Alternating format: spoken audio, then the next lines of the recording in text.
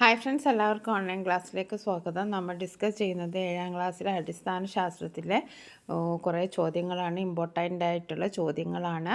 അപ്പോൾ നമ്മൾ ഒറ്റ വാക്കിലുള്ള ചോദ്യങ്ങൾ കുറേ ഡിസ്കസ് ചെയ്തു കഴിഞ്ഞു. ഇനി നമുക്ക് കുറച്ച് 2-3 മാർക്കിനുള്ള ചോദ്യങ്ങളൊന്ന് ഡിസ്കസ് ചെയ്യാം. കായിക പ്രജനനം, ലൈംഗിക പ്രത്യുൽപാദനം എന്നിവ എന്താണെന്ന് ഉദാഹരണ സഹിതം വിശദമാക്കുക. ഒരു സസ്യത്തിൻ്റെ കായിക ഭാഗങ്ങൾ ഏതൊക്കെയാണ്? വേര്, തണ്ട്, ഇല, പൂകാണ്ഡം എന്നിവയാണ് അല്ലേ. ഒരു സസ്യത്തിൻ്റെ കായിക ഭാഗങ്ങളായ വേര്, തണ്ട്, ഇല, പൂകാണ്ഡം എന്നിവയിൽ നിന്ന് പുതിയ തൈകൾ ഉണ്ടാകുന്ന പ്രക്രിയയാണ് കായിക പ്രജനനം. ഇത് ഒരു അലൈംഗിക പ്രത്യുൽപാദനമാണ്. ഉദാഹരണത്തിന് മുരിങ്ങയുടെ കമ്പ് മുറിച്ച് നടക്കുമ്പോൾ അത് കായിക പ്രജനനമാണ്. എന്നാൽ വിത്തുകൾ ഉണ്ടാകുന്നത് ലൈംഗിക പ്രത്യുൽപാദനം വഴിയാണ്. വിത്ത് മുളച്ച് പുതിയ തൈകൾ ഉണ്ടാകുന്നു. ഉദാഹരണത്തിന് മാങ്ങയുടെ വിത്ത് മുളച്ച് പുതിയ മാവ് ഉണ്ടാകുന്നത് ലൈംഗിക പ്രത്യുൽപാദനമാണ്. അപ്പോൾ നമ്മൾ 2 തരം പ്രത്യുൽപാദനത്തെക്കുറിച്ചാണ് പാഠഭാഗത്തെ പഠിച്ചത്. ഒന്ന് കായിക പ്രജനനവും രണ്ടാമത്തെ ലൈംഗിക പ്രത്യുൽപാദനവും. അപ്പോൾ കായിക പ്രജനനം എന്ന് പറഞ്ഞിട്ടുണ്ടെങ്കിൽ ഒരു സസ്യത്തിൻ്റെ കായിക ഭാഗങ്ങളാണ് വേര്, തണ്ട്, ഇല, പൂകാണ്ഡം. ഇവയിൽ നിന്ന് പുതിയ തൈ ഉണ്ടാകുന്നതിനെയാണ് കായിക പ്രജനനം എന്ന് പറയുന്നത്. അതേസമയം വിത്ത് മുളച്ചുണ്ടാകുന്നതിനെയാണ് ലൈംഗിക പ്രത്യുൽപാദനം എന്ന് പറയുന്നത്. അതിൻ്റെ ഉദാഹരണങ്ങളും നിങ്ങൾ പഠിച്ചിട്ടുള്ളൂ. ഇനി നമുക്ക് അടുത്ത ചോദ്യം നോക്കാം. പതിവയ്ക്കൽ എന്നാൽ എന്ത്? ഇതിലൂടെ ഉണ്ടാകുന്ന സസ്യങ്ങളുടെ ഏതെങ്കിലും 3 ഗുണങ്ങൾ എഴുതുക. അപ്പോൾ പതിവയ്ക്കൽ എന്നത് മാതൃസസ്യത്തിൻ്റെ കൊമ്പുകളിൽ വേര് മുളപ്പിച്ചതിന് ശേഷം ആ ഭാഗം മുറിച്ച് നട്ട് പുതിയ തൈകൾ ഉണ്ടാകുന്ന രീതിയാണ്. അപ്പോൾ പതിവയ്ക്കൽ എന്നത് എന്താണ്? മാതൃസസ്യത്തിൻ്റെ കൊമ്പുകളിൽ വേര് മുളപ്പിക്കും, എന്നിട്ട് ആ ഭാഗം അതിൽ നിന്ന് മുറിക്കും, എന്നിട്ട് നട്ടിട്ട് പുതിയ തൈകൾ ഉണ്ടാകുന്ന ഒരു പ്രക്രിയയാണ് പതിവയ്ക്കൽ. ഈ രീതിയിൽ പേര, സപ്പോട്ട, റോസ് തുടങ്ങിയ സസ്യങ്ങൾ പുതിയ തൈകൾ ഉണ്ടാക്കാറുണ്ട്. അപ്പോൾ ഇതിലൂടെ പതിവയ്ക്കലിലൂടെ ഉണ്ടാക്കുന്ന പുതിയ തൈകൾ ഉണ്ടാകുന്ന സസ്യങ്ങൾ ഏതൊക്കെയാണെന്ന് ചോദിച്ചാൽ എന്തൊക്കെ എഴുതുക? സപ്പോട്ട എഴുതാം, പേരക്ക എഴുതാം, റോസ് എഴുതാം. ഓക്കെ. ഇതിലൂടെ സസ്യങ്ങൾ ഉണ്ടാക്കുന്നതിൻ്റെ പ്രധാന ഗുണങ്ങൾ എന്തെല്ലാമാണ്? അല്ലെങ്കിൽ പതിവയ്ക്കലിലൂടെ ഉണ്ടാകുന്ന നേട്ടങ്ങൾ. മാതൃസസ്യത്തിൻ്റെ എല്ലാ ഗുണങ്ങളും പുതിയ സസ്യത്തിന് ലഭിക്കുന്നു. എന്താണ്? മാതൃസസ്യത്തിൻ്റെ എല്ലാ ഗുണങ്ങളും പുതിയ സസ്യത്തിന് ലഭിക്കുന്നു. ചെടിക്ക് വേഗത്തിൽ പൂക്കാനും കായ്ക്കാനും കഴിയും. ചെടിക്ക് വേഗത്തിൽ പൂക്കാനും കായ്ക്കാനും കഴിയും. സാധാരണ സസ്യങ്ങളെക്കാൾ ചെറിയ വലിപ്പവും ആയുർദൈർഘ്യവും ഉണ്ടാകും. അപ്പോൾ ഈ 3 നേട്ടങ്ങൾ ഓർമ്മിച്ച് വയ്ക്കുക. മാതൃസസ്യത്തിൻ്റെ എല്ലാ ഗുണങ്ങളും ലഭിക്കുന്നു. വേഗത്തിൽ പൂക്കാനും കായ്ക്കാനും കഴിയും. സാധാരണ സസ്യങ്ങളെക്കാൾ ചെറിയ വലിപ്പവും ആയുർദൈർഘ്യവും ഉണ്ടായിരിക്കും. ഇനി അടുത്തത് കമ്പൊട്ടിക്കൽ എന്നാൽ എന്താണ്? ഇതിനായി ഉപയോഗിക്കുന്ന റൂട്ട് സ്റ്റോക്ക്, സയൺ എന്നിവയെക്കുറിച്ച് വിശദമാക്കുക. കമ്പൊട്ടിക്കൽ എന്ന് പറഞ്ഞാൽ എന്താണ്? ഗുണമേന്മയുള്ള ഒരു സസ്യത്തിൻ്റെ കമ്പ് അതേ വർഗത്തിൽപ്പെട്ട വേരോട് കൂടിയ മറ്റൊരു സസ്യത്തിൽ ഒട്ടിച്ചു ചേർത്ത് മികച്ച ഇനം തൈ ഉൽപ്പാദിപ്പിക്കുന്ന രീതിയാണ്. അപ്പം ഗുണമേന്മയുള്ള ഒരു സസ്യത്തിൻ്റെ കമ്പ് അതേ വർഗത്തിൽപ്പെട്ട വേരോട് കൂടിയ മറ്റൊരു സസ്യത്തിൽ ഒട്ടിച്ചു ചേർത്ത് മികച്ച ഇനം തൈ ഉൽപ്പാദിപ്പിക്കുന്ന രീതിയാണ്. അപ്പോൾ ഇതിൽ റൂട്ട് സ്റ്റോക്കും ഉണ്ട്, സയണും ഉണ്ട്. റൂട്ട് സ്റ്റോക്ക് എന്ന് പറഞ്ഞാൽ എന്താണ്? ഒട്ടിക്കാനായി തിരഞ്ഞെടുക്കുന്ന വേരോട് കൂടിയ ചെടിയാണ് റൂട്ട് സ്റ്റോക്ക്. അപ്പോൾ റൂട്ട് സ്റ്റോക്ക് എന്ന് പറഞ്ഞാൽ എന്താണ്? ഒട്ടിക്കാനായി തിരഞ്ഞെടുക്കുന്ന വേരോട് കൂടിയ ചെടിയെയാണ് നമ്മൾ റൂട്ട് സ്റ്റോക്ക് എന്ന് പറയുന്നത്. ഇത് സാധാരണയായി നമ്മുടെ മണ്ണിൽ നന്നായി വളരുന്നതും രോഗപ്രതിരോധ ശേഷിയുള്ളതുമായ നാടൻ ഇനയായിരിക്കും. ഇനി സയൺ എന്ന് പറയുന്നത് എന്താണ്? റൂട്ട് സ്റ്റോക്കിൽ ഒട്ടിക്കുന്ന ഗുണമേന്മയുള്ള ഈ ഒട്ടിക്കുന്ന കമ്പില്ലേ, അതിനെയാണ് സയൺ എന്ന് പറയുന്നത്. മികച്ച കായ്ഫലമുള്ളതും വേഗത്തിൽ കായ്ക്കുന്നതുമായ ഇനങ്ങളുടെ കമ്പ് ഇതിന് ഉപയോഗിക്കുന്നു. അപ്പോൾ റൂട്ട് സ്റ്റോക്കും സയണൊന്ന് മനസ്സിലായല്ലോ. ഇനി അടുത്ത ചോദ്യമാണ്, വിത്ത് തിരഞ്ഞെടുക്കുമ്പോൾ ശ്രദ്ധിക്കേണ്ട 3 കാര്യങ്ങൾ എന്തെല്ലാമാണ്? നല്ല വിത്ത് തിരഞ്ഞെടുക്കുന്നത് എന്തുകൊണ്ടാണ്? അപ്പോൾ വിത്ത് തിരഞ്ഞെടുക്കുമ്പോൾ നമ്മൾ 3 കാര്യങ്ങൾ പ്രധാനമായും ശ്രദ്ധിക്കണം. വിത്ത് എടുക്കുന്ന ചെടിക്ക് കായ്ഫലം കൂടുതലായിരിക്കണം. നല്ലോണം കായ്ക്കുന്ന ചെടിയിൽ നിന്ന് മാത്രമേ നമ്മൾ വിത്ത് തിരഞ്ഞെടുക്കാൻ പറ്റുള്ളൂ. പിന്നെ വിത്ത് എടുക്കുന്ന ചെടിക്ക് കായ്ഫലം കൂടുതലായിരിക്കണം. പിന്നെ ചെടിയുടെ മധ്യകാലത്തുണ്ടാകുന്ന മൂപ്പെത്തിയ ഫലത്തിൽ നിന്നായിരിക്കണം വിത്ത് ശേഖരിക്കേണ്ടത്. അപ്പോൾ വിത്ത് എടുക്കുന്നത് എപ്പോഴായിരിക്കണം? മധ്യകാലത്തുണ്ടാകുന്ന മൂപ്പെത്തിയ ഫലത്തിൽ നിന്നായിരിക്കണം. വിത്തുകൾക്ക് സ്വാഭാവികമായ ആകൃതിയും വലിപ്പവും ഭാരവും ഉണ്ടായിരിക്കാം. വേറെന്താണ്? വിത്തുകൾക്ക് വലിപ്പവും ആകൃതിയും ഒക്കെ സ്വാഭാവികമായിട്ടുണ്ടായിരിക്കാം.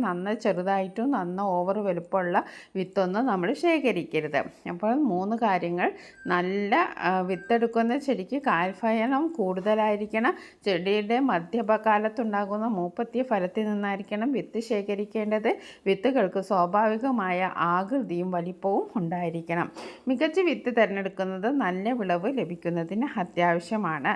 വിത്ത് ഗുണം 10 ഗുണം എന്ന പഴഞ്ചൊല്ല് സൂചിപ്പിക്കുന്നത് പോലെ നല്ല വിത്തില്ലെങ്കിൽ എത്ര പരിചരിച്ചാലും മികച്ച വിളവ് ലഭിക്കില്ല. ഇനി അടുത്തൊരു പോയിൻ്റാണ് വർഗ്ഗസങ്കരണം. വർഗ്ഗസങ്കരണം എന്നാൽ ഇത് എന്തിനു വേണ്ടിയാണ് ഉപയോഗിക്കുന്നത്?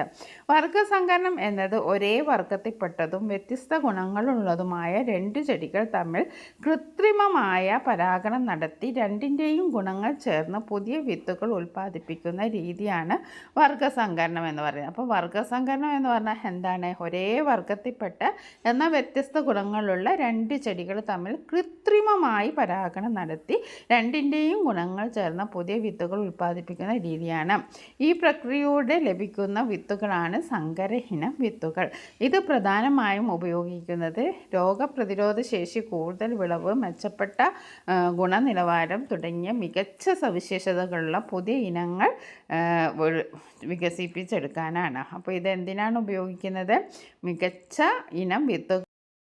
അടുത്ത ചോദ്യം: ജൈവവളങ്ങളും വളങ്ങളും തമ്മിലുള്ള 3 വ്യത്യാസങ്ങൾ പട്ടിക രൂപത്തിൽ എഴുതുക.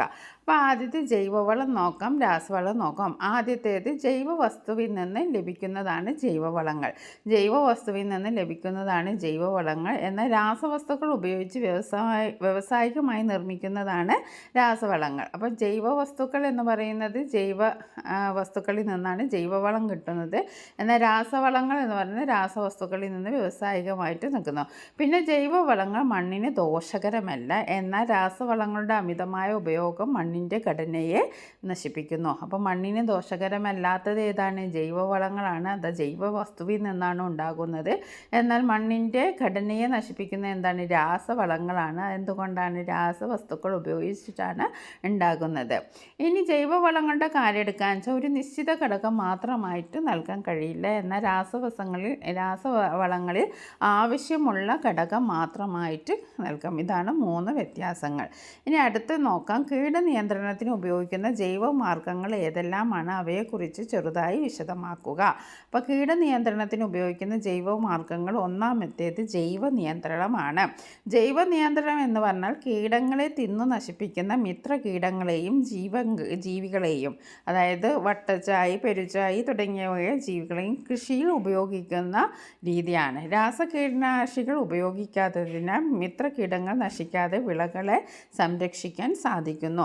പിന്നെ അടുത്തത് ജൈവ കീടനാശിനികളാണ്. ജൈവ കീടനാശിനികൾ എന്ന് പറഞ്ഞാൽ പുകയില കഷായം, വേപ്പെണ്ണ, എമൽഷൻ തുടങ്ങിയ പ്രകൃതിദത്തമായ വസ്തുക്കൾ ഉപയോഗിച്ചുണ്ടാക്കുന്ന കീടനാശിനികളാണ്. ഇവ രാസകീടനാശിനികളെ അപേക്ഷിച്ച് ദോഷം കുറഞ്ഞവയാണ്. അപ്പോൾ കീടനിയന്ത്രണത്തിന് 2 മാർഗ്ഗങ്ങളാണ്. ഒന്ന് ജൈവ നിയന്ത്രണവും രണ്ടാമത്തേത് ജൈവ കീടനാശിനികളും. ജൈവ കീടനാശിനികൾ എന്ന് പറഞ്ഞാൽ എന്താണ്? അത് പുകയില കഷായം, വേപ്പെണ്ണ, എമൽഷൻ തുടങ്ങിയവയാണ്. ഇനി അടുത്ത ചോദ്യം: മികച്ച വിളവ് ലഭിക്കാൻ നല്ല വിത്ത് മാത്രം മതിയോ? വിളവിനെ സ്വാധീനിക്കുന്ന മറ്റു 3 ഘടകങ്ങൾ എഴുതുക. അപ്പം മികച്ച വിളവ് ലഭിക്കാൻ നല്ല വിത്ത് മാത്രം പോലെ വിളവിനെ സ്വാധീനിക്കുന്ന മറ്റ് പ്രധാന ഘടകങ്ങൾ എന്താണ്? വളക്കൂറുള്ള മണ്ണ്. നല്ല വിത്ത് മാത്രം കിട്ടിയാൽ നല്ല ഫലമൊന്നും ഉണ്ടാവില്ല. നമുക്ക് നല്ല മണ്ണ് വേണം, വളക്കൂറുള്ള മണ്ണ് വേണം. മണ്ണിൻ്റെ ഫലഭൂയിഷ്ഠത വിളവിനെ നേരിട്ട് ബാധിക്കുന്ന പ്രധാന ഘടകമാണ്. പിന്നെ അടുത്തത് കൃത്യമായ കീടനിയന്ത്രണം. കീടങ്ങളെ കളകളെയും യഥാസമയം നിയന്ത്രിച്ചില്ലെങ്കിൽ വിളവ് കുറയാൻ സാധ്യതയുണ്ട്. പിന്നെ അനുയോജ്യമായ കാലാവസ്ഥയും പരിചരണവും. കൃഷി ചെയ്യുന്ന വിളകൾക്ക് ആവശ്യമായ താപനില, മഴ, വെയിൽ തുടങ്ങിയ കാലാവസ്ഥ ഘടകങ്ങളും കൃത്യമായ നനയും പരിപാലനവും വിളവിന് അത്യന്താപേക്ഷിതമാണ്. ഇനി അടുത്തൊരു ചോദ്യമാണ്, പുകയില കഷായം എങ്ങനെയാണ് തയ്യാറാക്കുന്നത്? ഇത് എന്തിനാണ് ഉപയോഗിക്കുന്നത്? ഓക്കെ, പുകയില കഷായം തയ്യാറാക്കുന്ന രീതി നമുക്ക് നോക്കാം. 100 ഗ്രാം പുകയില ചെറു കഷ്ണങ്ങളാക്കി 1.5 ലിറ്റർ വെള്ളത്തിൽ ഒരു ദിവസം കുതിർത്ത് വയ്ക്കുക. പിന്നീട് ഇത് പിഴിഞ്ഞ് അരിച്ചെടുത്ത് അതിൽ 10 ഗ്രാം ബാർ സോപ്പ് ലയിപ്പിക്കുക. ഈ മിശ്രിതത്തിൽ ഇരട്ടി വെള്ളം ചേർത്ത് നേർപ്പിച്ച് ചെടികളിൽ തളിക്കാൻ ഉപയോഗിക്കാം. ഇതൊരു ജൈവ കീടനാശിനിയാണ്. സസ്യങ്ങളെ ബാധിക്കുന്ന കീടങ്ങളെ നശിപ്പിക്കാനാണ് ഇത് പ്രധാനമായും ഉപയോഗിക്കുന്നത്.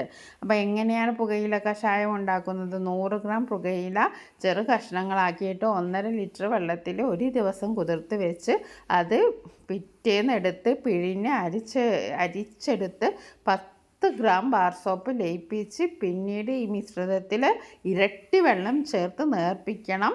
എന്നിട്ടാണ് നമ്മൾ ചെടികളിൽ തളിക്കാൻ ഉപയോഗിക്കേണ്ടത്. ഇനി അടുത്ത ചോദ്യം, കാർഷിക മേഖലയുമായി ബന്ധപ്പെട്ട ഏതെങ്കിലും 3 സ്ഥാപനങ്ങളുടെയും അവയുടെ പ്രവർത്തനങ്ങളെയും കുറിച്ച് എഴുതുക. അപ്പം കാർഷിക മേഖലയുമായി ബന്ധപ്പെട്ട 3 പ്രധാന സ്ഥാപനങ്ങളുടെ പ്രവർത്തനം നമുക്ക് നോക്കാം.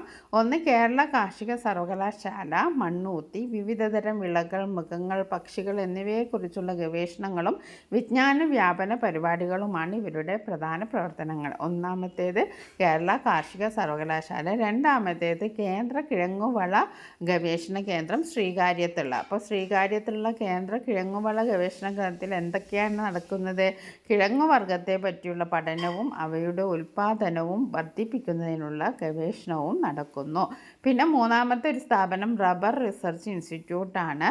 അത് കോട്ടയത്താണുള്ളത്. കൂടുതൽ വിളവ് നൽകുന്നതും വിവിധ ഭൂപ്രദേശങ്ങൾക്ക് അനുയോജ്യമായ റബ്ബർ ഇനങ്ങൾ വികസിപ്പിച്ചെടുക്കുന്നതിൽ ശ്രദ്ധ കേന്ദ്രീകരിക്കുന്നു. ഇനി നമുക്ക് കുറച്ച് വൺ വേർഡ് ചോദ്യങ്ങൾ നോക്കാം. പൗൾട്രി ഫാമിംഗ് ഏത് കാർഷിക മേഖലയുമായി ബന്ധപ്പെട്ടിരിക്കുന്നു? കോഴിക്കൃഷി. Poultry farming. മഷ്റൂം കൾച്ചർ എന്താണ്? കൂൺ കൃഷിയാണ്. മഷ്റൂം കൾച്ചർ ഏതുമായി ബന്ധപ്പെട്ടതാണ്? കൂൺ കൃഷി.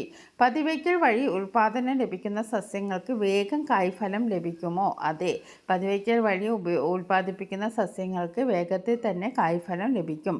സസ്യങ്ങൾക്ക് താഴ്വേരു പടലം ഇല്ലാത്തത് ഏത് തരം പ്രത്യുൽപാദന രീതിയിലാണ്? പതിവയ്ക്കൽ. അപ്പോൾ പതിവയ്ക്കലിൽ സസ്യങ്ങൾക്ക് താഴ്വേരു പടലം ഉണ്ടാവില്ല. കമ്പൊട്ടിക്കലിന് വേരോട് കൂടിയ ചെടിയെ എന്ത് പറയുന്നു? Root stock.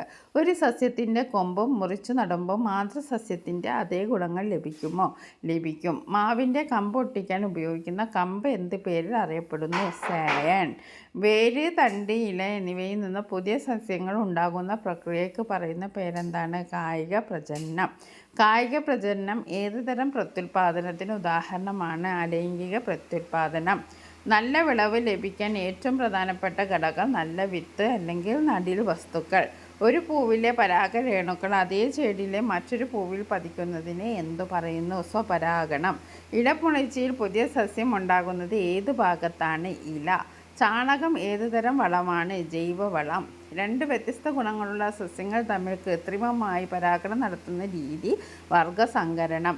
ഇന്ത്യൻ ഹരിത വിപ്ലവത്തിൻ്റെ പിതാവ് എന്നറിയപ്പെടുന്നത് ആരാണ്? Doctor MS Swaminathan.